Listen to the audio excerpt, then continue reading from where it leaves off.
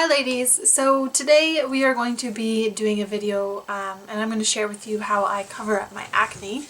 Now I don't really go out too much without anything on my face. Usually when I leave my house I usually have something on my face, even going to the gym or something, just because I'm pretty self-conscious about it.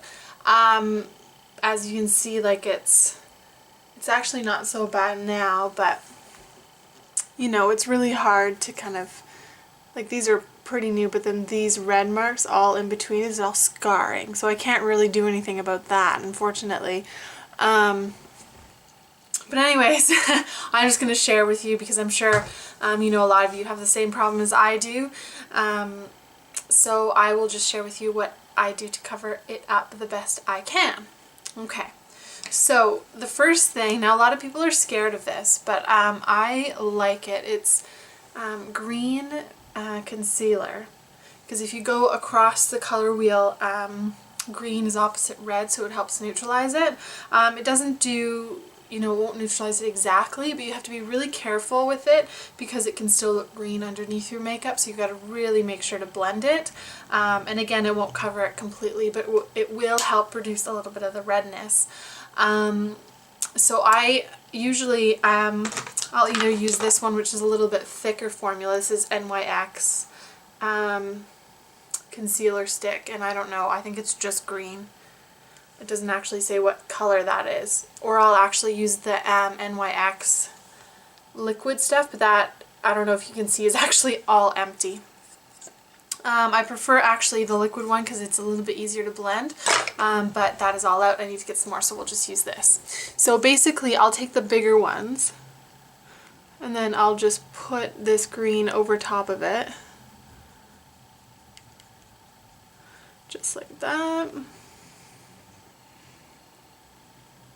Now at this point you don't really have to be too precise because we will be blending it in later.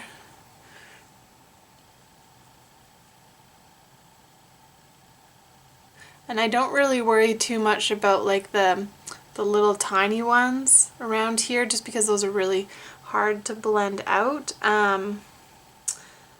But really just focusing on those big ones here.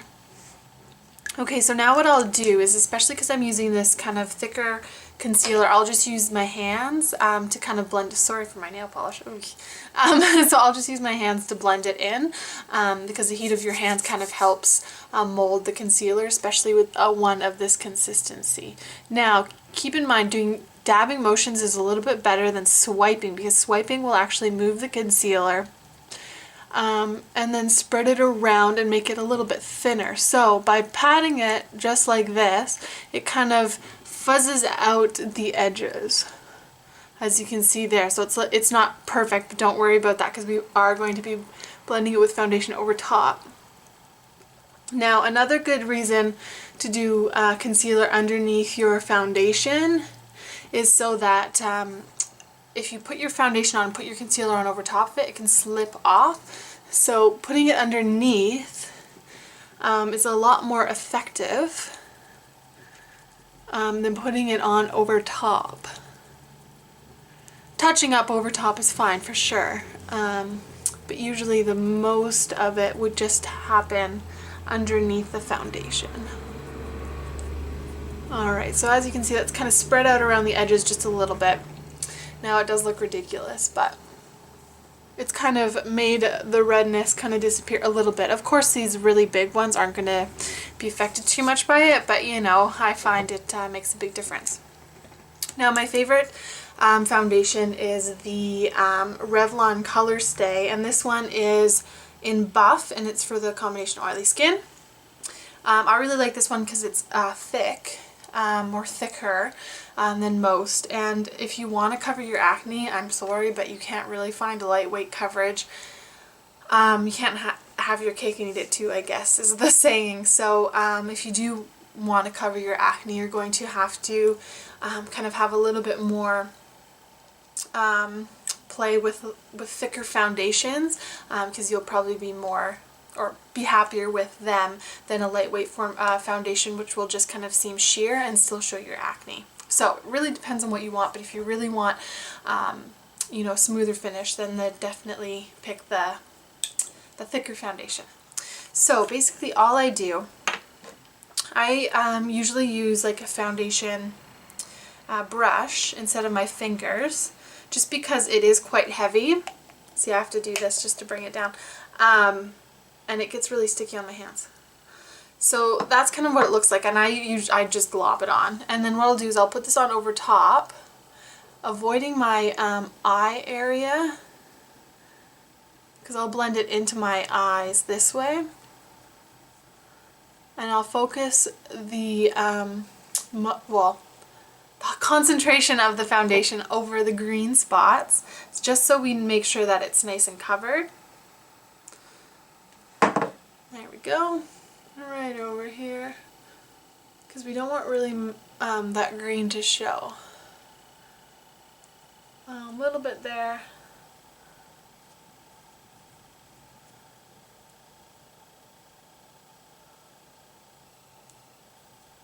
Okay. Almost done here. And then I like to avoid see how I'm avoiding that area there, because I'll blend that in. Because if you do it a little bit too thick around the edges, then it's really hard to blend. So, now this is actually maybe a little bit lighter than my neck. So what I'll do is I'll just take and feather it into the seam where my chin is, and then slowly bring it down this way to kind of help fade that.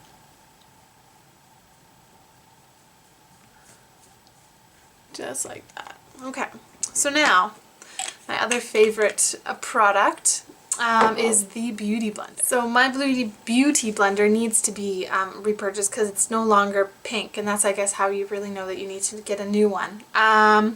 So you wet it and it gets a little bit bigger, and I really like this because it blends it really nicely and it's a lot easier to blend. So I'll just take this and just dab it on.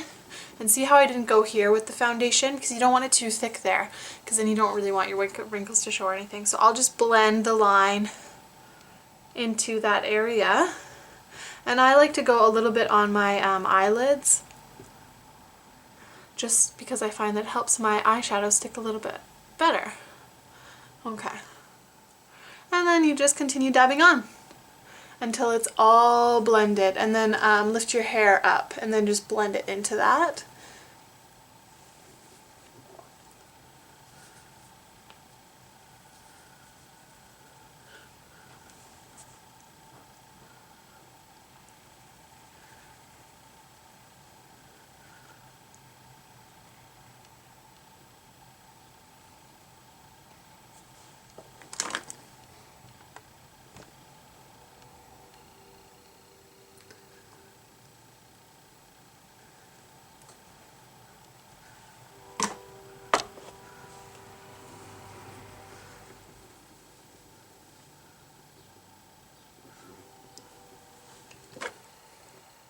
Okay, so as you can see, the texture is still a little bit stipply, but the red isn't as prevalent. Now, there's two things you can do at this step. You can either build on your foundation to make it a little bit thicker, which I tend to do, or you can actually take a concealer and then put it on kind of the areas where you already did the green, because you want a little bit extra on those areas just so that you ensure that the green does not show through. Now, my face does look a little bit whiter because last weekend I did get a tan. So I'm just using it now to show you. I'll probably put a little bit of bronzer on just because the color doesn't quite match anymore. So as you can see, like my neck and my shoulder, I got a little bit of burn. So I apologize for that. So because of that, I'm not going to use this concealer because, as you can see, it's a little bit darker. So what I'll do is actually just build on the foundation. So what I'll do, take my brush again, and then as I'm doing this, my face is setting, so it's starting to dry, which is great. So it gets a little bit tacky, so that you can build on that foundation. So take a little bit more, and then I'll just put it on the areas in which I concentrated the green on, and then just blend it out with the Beauty Blender. Okay, so as you can see, it's kind of covered up most of that redness, so it definitely does not look the way it did when I first started the video. And as you can see, some got on my lips, so sometimes if you put lipstick over the top of that, it kind of keeps it going longer, or you can just use a little bit of a towelette or something just to kind of get rid of that. Also, as your foundation dries, because we want to set it with the powder, but we don't do that quite yet, is just kind of comb your eyebrows or fill in your eyebrows just so that all that foundation that's snuck in there can get rid of. Okay, so now what I'll usually do is just do my eye makeup, you know, right down to the eyeliner, mascara, and then I'll actually fill in my eyebrows as well, and then I might even actually just get dressed. Not right now, but this is my usual routine, and then I'll set my powder. So I am going to probably do my hair while this sets, and then I'll come back and show you how to set your foundation. Okay, so now you're about ready for your powder to set your foundation. So I have two ones that I really like, and this one is the Marcel, what is it called? Face powder, and it is in translucent. I really like this one because it's only $15 and it's massive. The only con to this is that it's quite pink. I don't know if you can see. So sometimes it enhances kind of the red parts of your face. But just recently I purchased this Body Shop mineral foundation, and as you can see, it's not as pink. So sometimes I'll mix them together, sometimes I'll just use this on its own or the Marcel one on its own, depending on what I feel like that day. So I think I'm just going to go ahead today and just use this Body Shop one straight without using or mixing with the Marcel. So you want to grab a nice fluffy brush. Now in the lid, so you want to use, I guess, whatever's in there, and I like to just do this and then pat it off so there's not too much on the end. And don't swipe it across your face because you don't want to lift or make marks in the foundation, so just stipple it on like this. And don't worry if it's like globby at the moment, just because you will be blending that out, so don't worry too much.